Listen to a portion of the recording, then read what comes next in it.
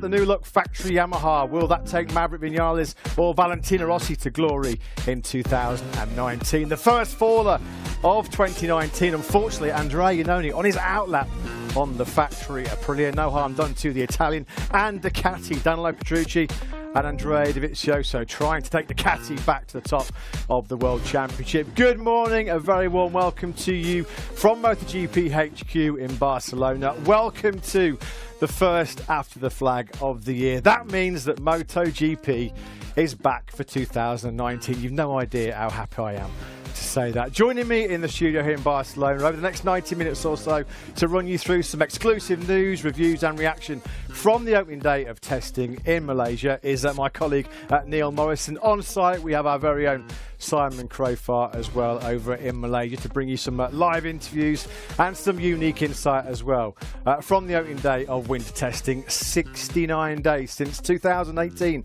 testing concluded in Jerez and we are back on track, and as we mentioned, what a start to the year for the reigning world champion Marc Marquez. All of those injury problems that he had throughout the winter. Of course, December the 4th, straight after that final test in Jerez, Marquez went under the surgeon's knife to have an operation on that left shoulder that kept dislocating during last season. Well, I'm happy to say Marc Marquez has returned to the track in some style. A 1:59.621 that Marc Marquez set earlier on today in scorching hot conditions, as always, in Malaysia, puts the world champion remarkably, even though he says he's only about, 70% fully fit, he is top of the timesheets, 2.5 tenths clear of Alex Rins. Neil, welcome to you. I'm happy to say you're looking very dapper in denim. Welcome to the Cowboy Club. Welcome to MotoGP 2019.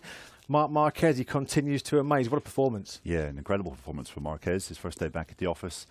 Some doctors were saying to him after he had had his surgery that it was going to take up to 4 months to recover from this aggressive surgery that he had in early December.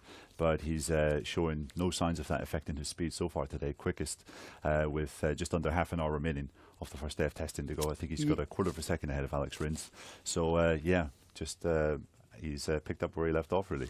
Yeah, to put that into some kind of perspective, last year on day one in Sepang, the best time of the opening day was Dani Pedrosa, a 1:59.427. So the boys blowing off the cobwebs pretty quickly out there in Sepang, actually, because Marc Marquez only a couple of tenths slower than that, despite those injury problems. We will be hearing, actually, from the reigning world champion on the Repsol Honda very, very shortly. Marc Marquez did actually end the opening test very, very early. Quite understandable, as you'd imagine, given the fact that, as he said, coming into this Malaysia test, only 70% fully fit. We'll have much more on Marc Marquez. It's been a very good start to the year if you're a Spanish fan of MotoGP, because Alex Rins on the factory Suzuki, he's currently in second place, ahead of Maverick Vinales. That's Tower on the left-hand side of your screen. That is the live standings.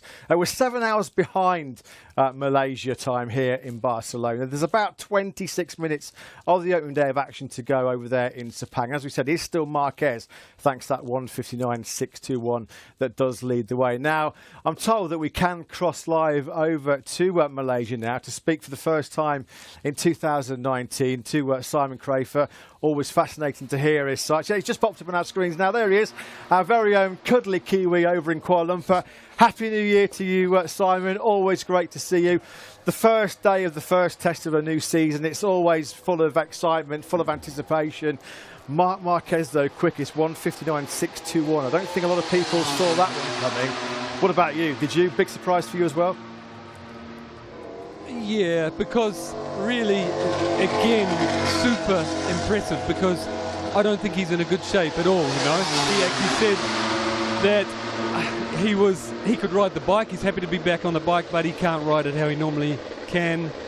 Breaking into left-hand corners, he's struggling. You know, with shoulder strength, and I think super impressive. Hats off to him again, even to be able to set that sort of time. Also mentally, when you know you've got a shoulder that you can't afford to fall off on, to go out and do that, it's pretty cool. He did it sort of about 12:40, something like that, so really hot conditions that time of day. Just to go over what I've been talking about with riders, especially yesterday evening before they got on track, most of them are talking about what they've done preparation for, you know, during the off-season for today and the race in Qatar.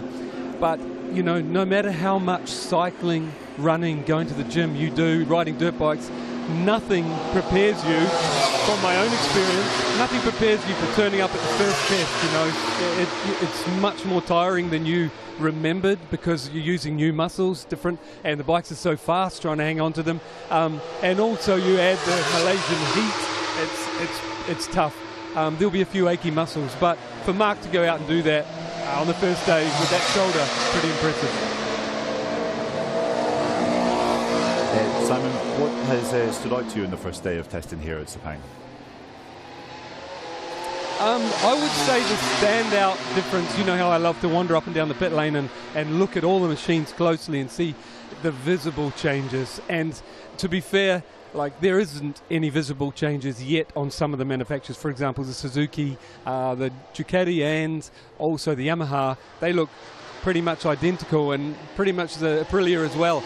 But all of the team managers, those team managers have told me they've got different engine specs they're testing, electronics, and but when you get to the KTM garage, they told me they've got new engine, electronics, swing arm, chassis, and then there's visible changes. You know, though the KTM guys have really been burning the midnight oil over winter. Apparently, I heard a whisper they freighted 17 tons of equipment for Sepang, the shakedown test, and these 3 days. And it's really impressive how hard they're super determined. And like on the bike, visibly, you can see they've now got the aero package that's like the Yamaha originally, you know, that is now, they were the first ones to have that wing, that shape, then the Honda now is that shape, now the KTM also.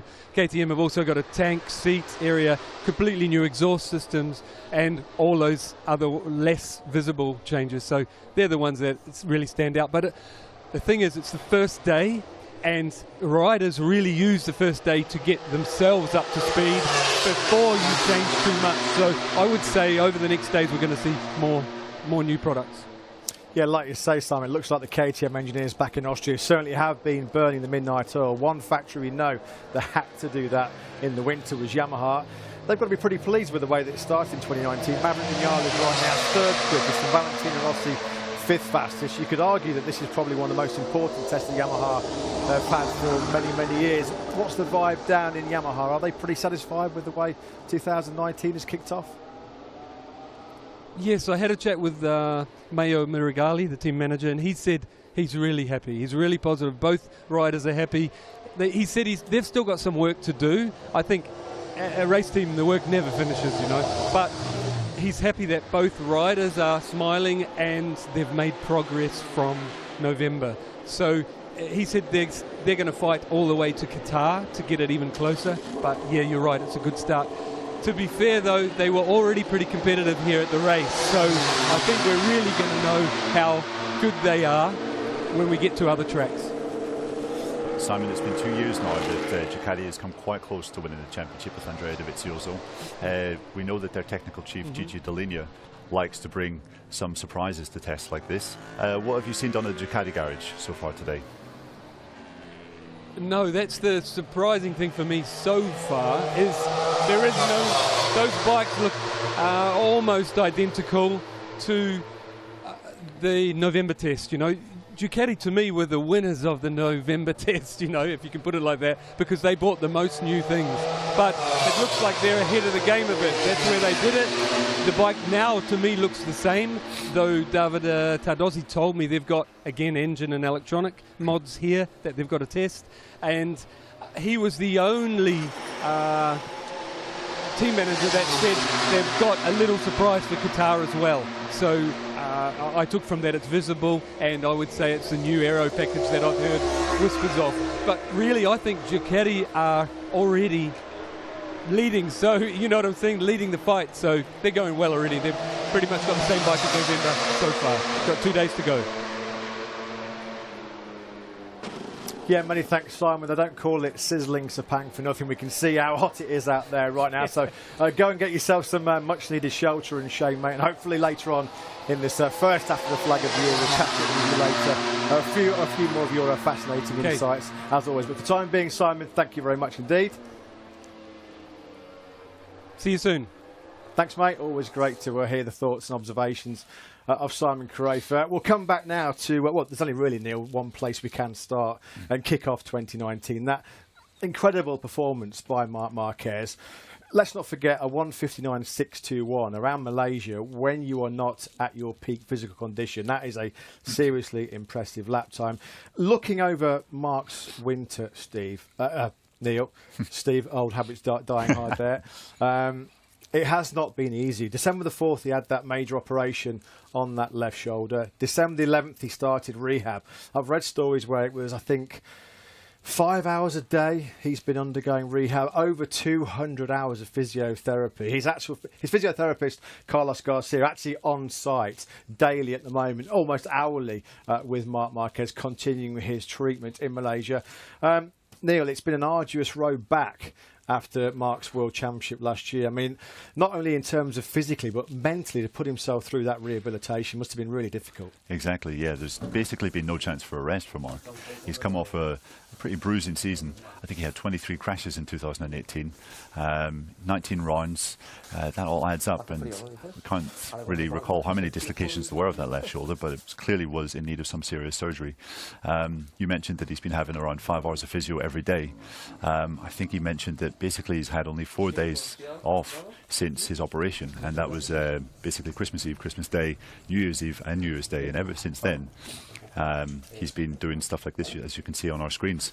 Yeah, we're just looking at some footage now of Marc Marquez's pretty intensive rehabilitation. That was his physio, actually, Carlos Garcia, who, as we said, has been giving Marc Marquez pretty much round-the-clock treatment to try and get himself as close to full fitness as he possibly can be when the new season kicks off, of course, on March the 10th in Qatar in just a few weeks' time. He wasn't back on two wheels, Neil, until very recently, January the 29th, I think.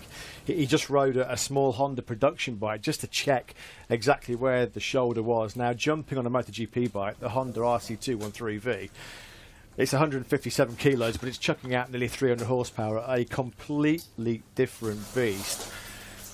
He's going to be feeling it tonight, isn't he? He certainly is. Yeah, it's going to be difficult for him. But I think Marc knows he set himself certain goals, not to do too much too soon. He's going into this test with a cautious mindset, and he knows that basically he can't crash. And we know that in the past that Marquez hasn't really come to races with that approach. So it'll be interesting to see how he approaches the first few races with that mindset, thinking if I crash, this could really put me back another few months in terms of my rehabilitation. So yeah, looking forward to seeing what he does. Well, we did say that Marc Marquez at the start of the programme had returned to 2019, back in Sepang with a bang. Well, who better to hear than straight from the horse's mouth himself, and just how tough today was, and how